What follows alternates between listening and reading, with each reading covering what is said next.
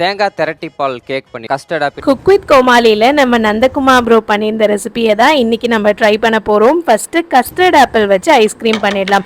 Custard ஆப்பிளில் இருக்க பல்ப்பை மட்டும் தனியாக எடுத்துப்போம். இப்போ whipping cream, fresh cream, powder sugar சேர்த்து நல்லா பீட் பண்ணிக்கலாம். இதோட எடுத்து வச்சிருந்த கஸ்டர்ட் ஆப்பிளையும் சேர்த்துடலாம். நல்ல திக்கான பால் 1/4 கப் சேர்த்து நல்லா ஸ்மூத்தாக பீட் பண்ணி எடுத்து ஃப்ரிட்ஜில் ஓவர் நைட் வச்சு எடுத்துக்கலாம். அடுத்து திரட்டி பால் பண்ணுறதுக்கு பாசிப்பருப்பை ரோஸ்ட் பண்ணி அரைச்சிக்கோங்க.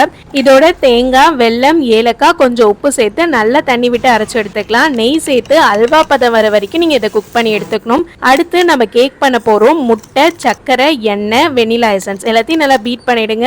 ட்ரை இன்கிரீடியன்ட்க்கு மைதா, பேக்கிங் பவுடர் சேர்த்திருக்கேன். 180 டிகிரி செல்சியஸ்ல 25 மினிட்ஸ் பேக் பண்ணி எடுத்துடலாம். அண்ட் இதை டிப் பண்றதுக்காக தேங்காய் பால், ஏலக்காய் அண்ட் மில்க் மைட் எல்லாத்தையும் நல்லா மிக்ஸ் பண்ணிட்டு அதில் டிப் பண்ணி எடுத்து வச்சிடலாம். பிஸ்தா கிரம்பிள் பண்றதுக்கு பிஸ்தாவை அரைச்சு எடுத்துக்கோங்க. இதோட மைதா, பவுடர் சுகர், கொஞ்சம் பட்டர் சில்லுன்னு இருக்கிறத சேர்த்து மிக்ஸ் பண்ணிட்டு 120 டிகிரி செல்சியஸ்ல 10 நிமிஷம் பேக் பண்ணிடலாம். அடுத்து சாக்லேட் ட்ரீ, நல்ல சில்லுன்னு இருக்க ஐஸ் கியூப் மேல இந்த மாதிரி மெல்ட் பண்ண டார்க் சாக்லேட் ஆட் பண்ணீங்கன்னா சூப்பரா ட்ரீ கிடைச்சிரும்.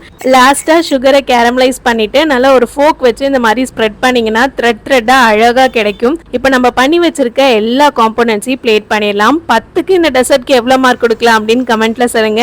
ஏகப்பட்ட ஐட்டம்ஸ்ல அதுல எனக்கு இந்த சீத்தாப்பழ ஐஸ்கிரீம் ரொம்ப ரொம்ப பிடிச்சிருந்தது. உங்களுக்கு எது ரொம்ப பிடிக்குது அப்படின்றத கமெண்ட்ல சொல்லுங்க.